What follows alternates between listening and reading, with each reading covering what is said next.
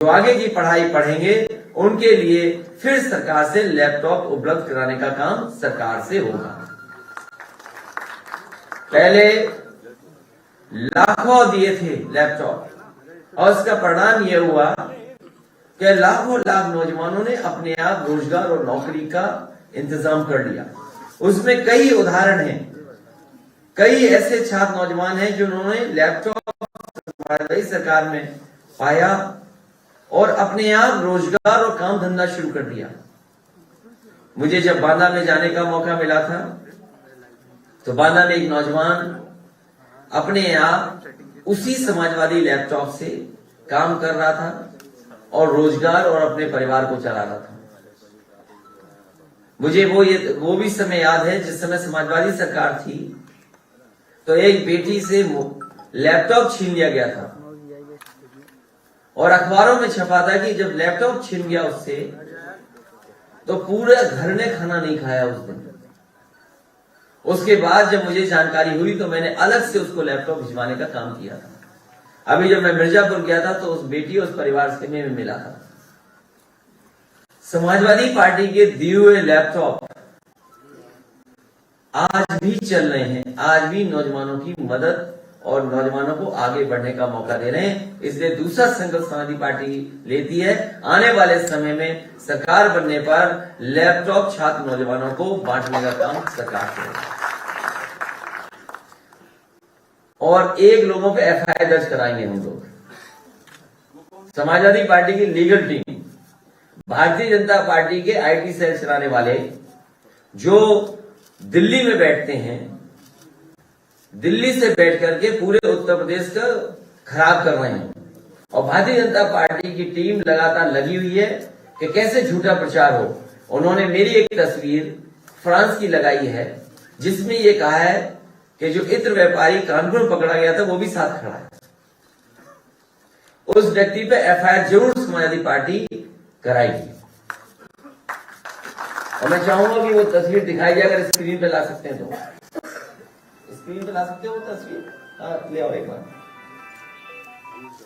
तो भारतीय जनता पार्टी से झूठा कोई नहीं है, उनसे ज्यादा झूठ बोलने वाला कोई नहीं, झूठ बांटने वाला कोई नहीं और उन्हीं के लोग उस झूठ पे भरोसा भी करते हैं। अगले की एफआईआर अभी होगी या सरकार बनने के बाद? नहीं, एफआईआर तो अभी दी जाएगी, तहरीर अभी दी जाएगी, कार्रवाई सरकार के बाद होगी।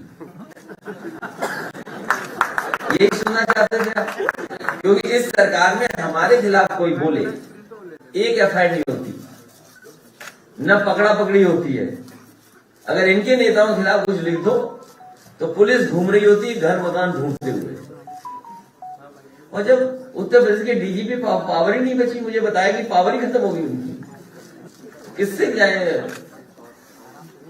लेकिन फिर भी समाजवादी पार्टी दे करके आएगी, एक तहरीर देगी कि जिन्होंने इस तरह का किया है, जो धाराएं बनती हों उसके खिलाफ कार्रवाई वैसे भी।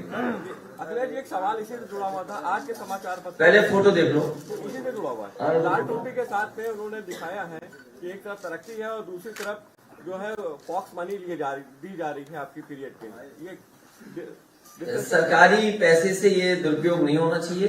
सरकारी पैसे का मतलब है कि हमारा आपका भी पैसा एड में लगाया जा रहा है, हमारा आपका पैसा भी एड में लगा करके हमारे खिलाफ प्रचार हो रहा है। आवाज नहीं आ रही। समय आने पर उसके लिए भी कार्रवाई होगी। वो वाला स्पीकर बंद हो गया। तो सवाल ये है, राज्य महिला आयोग की जो आज आंकड़े जारी किए गए उसका पालन करेंगे जैसे ही आचार संहिता लगेगी। भैया आवाज नहीं आ रही है, वो वाला स्पीकर बंद हो गया है, बंद हो गया है। और भैया माइक के पास बात ना करो, पीसी सुन लो, आपस में बात कर रहे हो। नहीं आई ना, अब आवाज आ रही है? नहीं आई, नहीं आई भैया। वो वाला सर। हाँ अरे यार कहाँ रहे हमारा ये पता नहीं क्या सुनना चाहते हो, आवाज नहीं आ रही। सवाल ये था कि महिला आयोग सेंट्रल गवर्नमेंट ने अभी आंकड़े जारी किए हैं, उसमें 30,000 में आधे 16,000 सिर्फ यूपी से दर्ज नहीं, सिर्फ एक साल में। भारतीय जनता पार्टी जिस समय एनसीआरबी के आंकड़े देखेगी, सबसे ज्यादा बेटियों के साथ, महिलाओं के साथ घटनाएं उत्तर प्रदेश में हुई है। भारतीय जनता पार्टी बताए। अरे मैडम, वहाँ कोई मैडम बैठी है, उनकी आवाज आ रही है कैमरे में। सर भाई, भैया की आवाज ही नहीं आ रही है। ये आप तस्वीर देखिए, ये कौन है जिन्होंने हमारी तस्वीर लगाई है भारतीय जनता पार्टी की? ये किसके से पास बैठते हैं? आईटी हेड तो बड़े पद पे होंगे ये बताइए। 2015 में फ्रांस ग्रास से शहर गए थे, कारण बताया कन्नौज में परफ्यूम पार्क बनाना है। यात्रा की तस्वीरें नजर आने में दिखवाने वाली जिनकी दीवारों के पीछे और जमीन से नीचे निकल रही यूपी की जनता से लूटी गई अकूत दौलत है। इस व्यक्ति के खिलाफ समाजवादी पार्टी एफआईआर दर्ज कर उठा के वहाँ से हटा के ये व्यक्ति झूठा व्यक्ति है, पैसे के लिए झूठ बोल रहा है और भारत सरकार और उत्तर प्रदेश की सरकार से सहयोग लेकर के झूठ बोल रहा है। और मैं अपनी डिजिटल टीम से कहूंगा, इसकी तस्वीर लगा करके प्रचार करिए कि सबसे बड़ा झूठा है।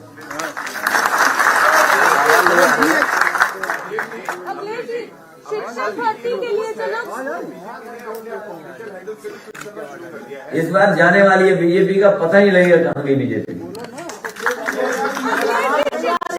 के लिए जो लोग धरना दे रहे हैं, आप उनसे क्या कहना चाहेंगे? शिक्षक भर्ती के लिए जो लोग धरना दे रहे हैं, आप उनसे क्या कहना चाहेंगे? मैं उनको सम्मान देना चाहता हूं। वो अब धरना देना बंद करें, अपमानित होना बंद करें। ये सरकार उन्हें अपमानित करेगी, लाठी मारेगी। वो यहाँ से जाएं, अपने बूथ पर भारतीय जनता पार्टी को हराएं।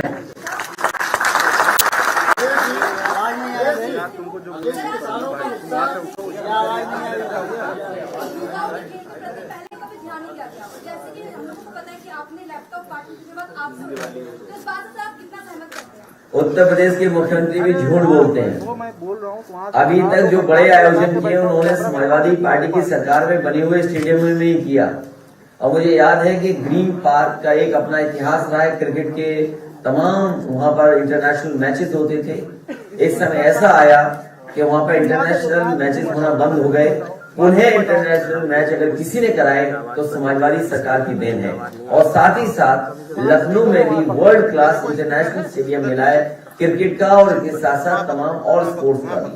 और मुझे वो दिन भी याद है जब हॉकी का, जो हमारे भारतीय हमारा हॉकी अपना खेल है और उसका वर्ल्ड कप होना था, उसके लिए संसाधन जुटाने थे। और संसाधन जुटाने के साथ साथ समय के हिसाब से एस्ट्रोटर्फ, लाइट और चीजें बदलनी थी।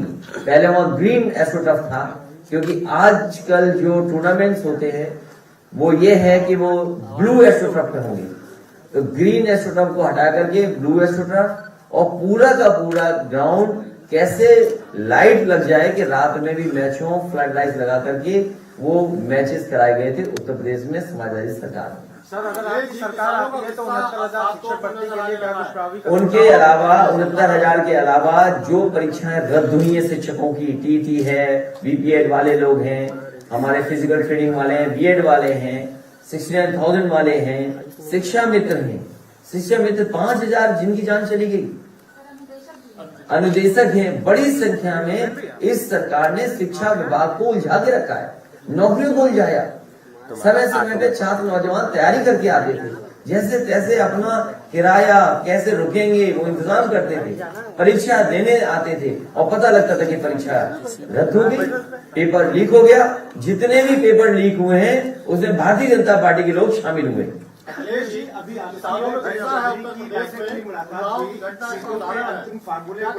हमारी आरएलडी की सीटों की बातचीत हो चुकी है, साथ ही साथ और सहयोगी दल हैं उनके साथ भी सीटों की बातचीत हो गई है। तारीख का इंतजार कर रहे हैं और उसके बाद काम आगे बढ़ेगा। अखिलेश जी, आज इलेक्शन कमीशन बड़ी रैली पर रोक भी लगा सकता है, वर्चुअल कैंपेनिंग के लिए आप लोग क्या प्लान? समाजवादी पार्टी ने लाखों लाख लैपटॉप बांटे थे, डिजिटली तैयार हैं। संसाधन कम होंगे लेकिन फिर भी इन्हीं कार्यकर्ताओं की ताकत से इस बार चुनाव जीतने का काम करेंगे। हमारा एक कार्यकर्ता तैयार है चुनाव के लिए, वो इंतजार कर रहा है कि तारीख कब आएंगी, और तारीख आते ही भारतीय जनता पार्टी का उत्तर प्रदेश सफाया होना शुरू हो जाएगा। ये झूठ बोलने वालों को, नाम बदलने वालों को बताइए, बीपी रावत जी का कौन सम्मान नहीं करता? किस देश का कौन व्यक्ति है जो सम्मान नहीं करेगा? मैनपुरी में बहुत सारे शहीद लोग हुए, एटा, मैनपुरी, गाजीपुर, राजनगढ़, मुजफ्फरनगर, ये तमाम शहीदों ने अपने देश का नाम आगे बढ़ाया है। सैनिक स्कूल किसने बनाया? नेताजी डिफेंस मिनिस्टर, समाजवादी सरकार में बना। हमें कोई नाराजगी नहीं है, लेकिन ये सरकार है जो अब जिसको सम्मान देना चाहती है उसके लिए भी कोई काम नहीं करती, केवल नाम बदलती है। ये ऐसे मुख्यमंत्री हैं, केवल नाम बदलने वाले हैं। इस बार जनता ही इन्हें बदल देगी। अयोध्या में मारे गए 2 कोठारी बंधुओं की बहनें आज मुख्यमंत्री योगी आदित्यनाथ से मुलाकात की है। आप भी अयोध्या जाने वाले, क्या उस बहन से मुलाकात करेंगे? मुझे केस याद नहीं है, अखिलेश जी आप मुझे केस याद नहीं है। लेकिन एक चीज हम बता दें आपको, एक व्यापारी परिवार यहाँ आया था प्रतापगढ़ का मिलने मुख्यमंत्री से, सुरक्षा मांग रहा था और वो प्रतापगढ़ पहुंचा, उसकी हत्या हो गई। और कई ऐसी बेटियां बहनें आई हैं जिन्हें आत्मदाह तक मुख्यमंत्री आवास में करना पड़ा, तब एफआईआर दर्ज हुई है। कौन नहीं जानता इन बातों को? केवल प्रचार पे चल रही सरकार, छोटे प्रचार पर। मैंने कई मौकों पर कहा कि हिटलर के पास केवल एक प्रोपेगेंडा मिनिस्टर थे, इस सरकार में तो पूरी सरकार प्रोपेगेंडा पे चल रही है। अखिलेश जी, एक सवाल खड़ा हो गया कि भगवान परशुराम किसके हैं, आपके हैं या बीजेपी के हैं? भगवान परशुराम ना समाजवादी पार्टी के ना बीजेपी के हैं, भगवान परशुराम सबके हैं, और जितने भी भगवान हैं वो सबके हैं। हमारा भारत देश इसी में तो कामयाब है कि हम हर एक भगवान को मान सकते हैं। बैठे हुए हैं, ये क्या एक युद्ध नहीं थी आपकी? और ये सवाल भी पांडे जी कर रहे हैं, उपाध्याय कर रहा है। कैसे आदमी हो आप? अपने लोगों को नहीं पहचान रहे? ये सब हमारे साथ आ गए, ये भी साथ आ गए, आप भी साथ आ गए। बड़ा छोटा नेता आपका नाम लेके जो है, ये सब साथ हैं और आप भी साथ हो। भाजपा के हर नेता जो है, छोटा हो या बड़ा, सब आपको लेकर नाम ले रहा है आपका। मतलब हमें जिताने जा रहे हैं ना। बहुत धन्यवाद उन लोगों का, वो इसलिए कि हम जीतने जा रहे हैं, जिताने के लिए वो सब नाम ले रहे हैं। अखिलेश जी, आपकी पुरानी पूर्व सरकार में शिक्षा पर काफी काम अच्छा हुआ था, लेकिन इस बार आपकी सरकार बनेगी तो बहुत सारे छात्र छात्राएं हैं विदेशों में पढ़ाई करने के इच्छुक रहते हैं, उनकी इच्छा रहती है, क्या उस पर कुछ गौर करेगी सरकार? नेताजी जब भी सरकार में आए, शिक्षक लोगों की जितनी भी मदद हो सकती थी नेताजी ने की। समाजवादियों को पिछली बार मौका मिला, मुझे मौका मिला, जितनी समस्याओं का समाधान कर सकते थे किया है, और मानदेय तक लेकर के जो भी सुविधा दे सकते थे दिया। ये पढ़ाई को लेकर के पिछली बार भी मेरे पास प्रस्ताव आया था। एक आपके यूपी की यूनिवर्सिटी थी, वो चाहती थी कि बच्चों को अगर मदद हो सके जो विदेश पढ़ना चाहते हैं, मैं आपके सुझाव को कंसीडर करूंगा। और जो भी गरीब बच्चे हैं जिनके माँ बाप के पास संसाधन नहीं है, अगर वो विदेश में जाकर के पढ़ना चाहेंगे तो ये तीसरा संकल्प हो जाएगा, याद रखना। तो अगर वो विदेश में पढ़ने जाना चाहेंगे तो सरकार से कोई न कोई फंड ऐसा क्रिएट करेंगे जिससे गरीब परिवारों के बच्चे भी विदेश जाकर के पढ़ सकें। ट्रांसफर स्पीच में हुए आचार संहिता लग रही है, आपका क्या ट्रस्ट है इलेक्शन कमीशन की एडमिनिस्ट्रेशन? ये सरकार का ही ट्रांसफर होने जा रहा है, वो सब अधिकारी जानते हैं। आरक्षण को लेकर जो अभ्यर्थी बड़ा सवाल खड़ा कर रहे हैं, तो क्या आपकी सरकार आने पर आरक्षण का रिव्यू करेगी जिनकी नौकरियां मिली नहीं है? जहां पर सरकार ने अनदेखी की है, मैं देख रहा हूँ, सुन रहा हूँ, और कई मौकों पर मुझे यहाँ बच्चे मिले हैं, कई विभागों के बच्चे मिले, कई यूनिवर्सिटी के प्रोफेसर मिले हैं जो इस तरह की शिकायत करते हैं। तो जो संविधान में, जो बाबा साहब भीमराव अम्बेडकर जी ने जो रास्ता दिया, जो संविधान का रास्ता है, उसको अपनाया जाएगा। आरक्षण का अधिकों का एक संगठन आपसे मिला था, इस बार वो लोग कह रहे हैं कि प्रमोशन में जो आरक्षण की बात करेगा, जो घोषणा पत्र में शामिल करेगा, हम उसके साथ खड़े होंगे। तो आज क्या आप ही घोषणा पत्र बनाने आए हो? जब समय आएगा तब देखा जाएगा। और उन लोगों को हमने भरोसा दिलाया, उनकी बात पर हम साथ देंगे। वो भी जानते हैं कि समाजवादी पार्टी जो कहती है वो करके दिखाती है।